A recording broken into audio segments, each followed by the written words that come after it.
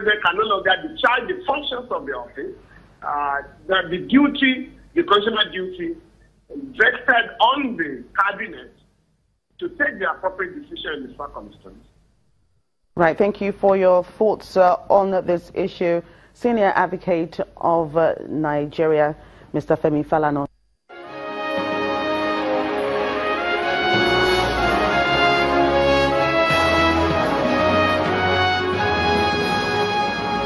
Before leaving for London, 82 Chibok girls who were released on Saturday by the Boko Haram terrorists in exchange for their members held by the Nigerian military met with President Muhammadu Buhari. Upon arrival in Abuja, they first met with the Chief of Staff to the President, Abba Kyari, who ensured that the girls were profiled before being taken to the DSS hospital for a medical review. The girls were then led to the President's residence for a meeting where he assured them that his office will personally supervise those entrusted with their welfare. Well, a strategic team member of the Bring Back Our Girls group, Buki Shonibare, or the special advisor to the President on Media and Publicity, Mr. Femi Adesina, says the government is committed to ensuring that the Chibok girls are fully reintegrated into society while the search continues for those still in captivity. Mr. Adesina gave the hint in an interview with Channels Television, reiterating that they'll go through a rehabilitation process before being reunited with their families. He gave reasons why the girls are not allowed to speak to the media. The rehabilitation and reintegration is a process, and at every point in time, what is next will be done.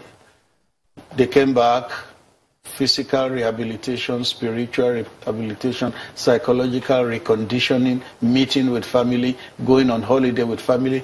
It's a program. And I'm sure that program will get to a point when they are fully back with family and kin. The girls are just coming out of captivity, and they need to settle into a new environment, savor their freedom, and not all of them can handle the media for now. So it's better you let them settle in, and when the need to speak is going to be easier for them to do so. Don't forget that at the 3rd anniversary of their kidnap, April 14, there was even a documentary in which some of the girls spoke, some of the 21. It's better that way rather than when they are just arriving. In the meantime, a strategic team member of the Bring Back Our Girls group, Buki Shonibare, says that it's expected that the government will put in place a system to ensure the girls' rehabilitation. However, she advised the authorities that going forward, Nigerians need to be adequately informed on what is being done in the entire process. Nigerians need to know what's going on. The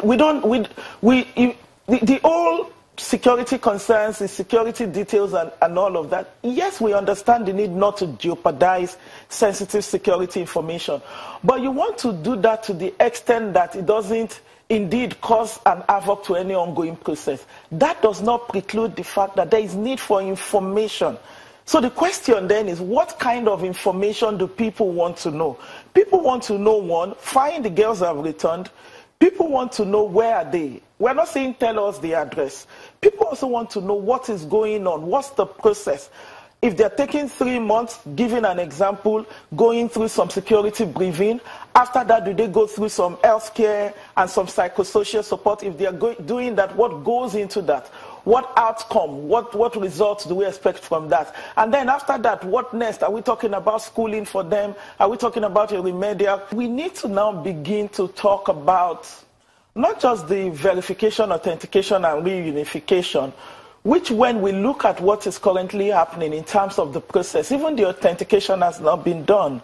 They're still going to take them to Chibok, take pictures of them to Chibok for their identities to be verified by their parents.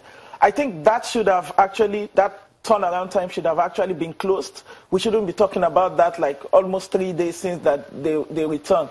And then they now have the reunification. But then we also now we need to begin to talk about their reintegration, their resocialization, their rehabilitation. Those three are now really important, because it's one thing for them to come back. It's another thing for us to ensure that there is already a system in place that they plug into immediately, and we don't have to wait for so long.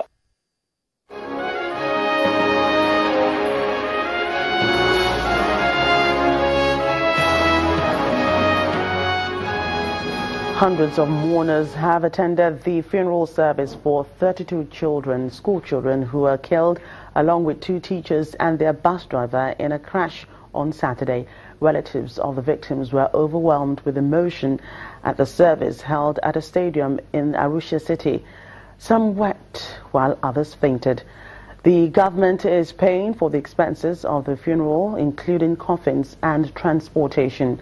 Vice President Mohammed Garib Bilal is leading the government delegation to the service. The final year pupils from the Lucky Vincent School, believed to be aged between 12 and 14, were on their way to take mock exams when the bus veered off the road near the town of Karatu. The United Nations says more than 1 million children have fled South Sudan because of escalating conflict, which has created the most worrying refugee crisis in the world.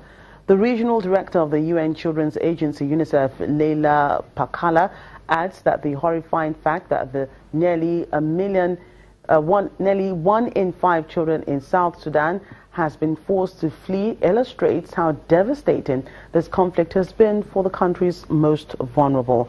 Children make up about 62% of more than 1.8 million South Sudanese refugees.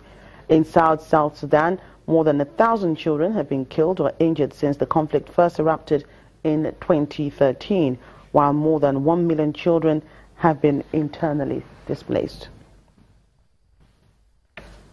Still to come on Network Africa. 3 former South African presidents launch a national foundation dialogue in Johannesburg aimed at promoting national dialogue in the midst of the current political crisis in the country.